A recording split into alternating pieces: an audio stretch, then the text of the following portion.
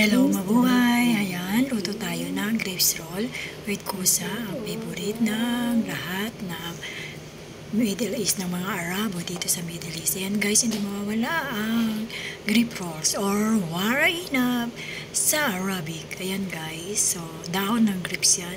At ang kusa, yan po ay ginagamit para hindi bumukas ang pinambalot. Ayan, pag niluluto kasi pag kulong-kulo, diba? Bubukaan yung dahon. Kaya yan nilalagyan ng kusa. At saka masarap pang parami din yan. Rice with meat yung laman niyan sa loob guys. Ayan, pag may mga big occasion or kainan, salo-salo, yan ang special na. At ito naman ang aming pinakuluan na meat. Ayan guys, so yung mga soup niyan gagawin namin soup stock. Ayan. Dahil Ramadan, maraming lulutuin kami, lalo na soup, pate. Yan ang pinaka-common sa Middle East pag Ramadan. Ayan guys. So, lalo na pag sa mga Lebanese na mga employer, mahilig sa pagluluto, pagkain. May mga sarili-sarili silang mga food na yan, kagaya niya kibitring, ada soup, lentil at saka patatas yan, tig-isa lang. Tapos 2 cup na lentil, pakukuluan. Tapos i-blend yan pag malambot na guys. So, yan ang aming mga duty. Ayan na, tingnan niyo pagluto na. Diba, grapes roll. Ayan yung meat niya. Sa preka naman yan natin ilalagay. Ayan, i-blend na natin yan pag malambot na. Sa musak. Sa uli yan pag ready na lahat. Ipiprito niya natin sa soup. Yan, may ano pa pala kami vegetable. So, yan ay lentil o binilay ko na lahat. Yan yung meat para sa preka yung mamaya. Patong sa ibabaw ng preka. Rice. Ayan, yan mga putahe namin.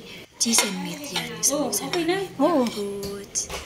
Ayan, isa-serve na namin. Yan yung dining preparation ni Madam tsaka ni Ate Leia. Yan yung paglalagyan, no, diba? Set up. Naka-ready na talaga siya.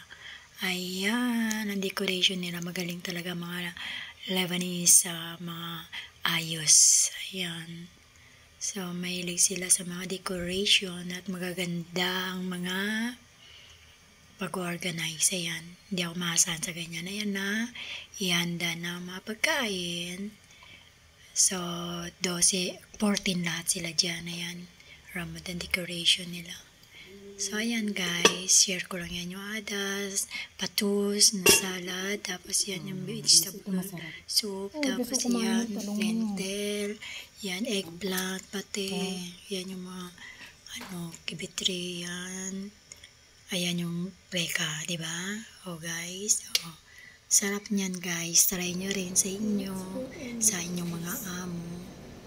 Ayan, so tapos na, maghuhugas na at ibabalik na yung mga ginamit sa handaan, mga baso na nilalabas lang pag may mga special na bisita. Ayan, galing pang Amerika yan guys, lahat ng gamit. Char. Ayan guys, so ganyan ang mga buhay OFW sa ibang bansa. Yan, silver yan guys, binibilang din yan guys. So, yan yung pagkatapos ng preparation, pagliligpit naman.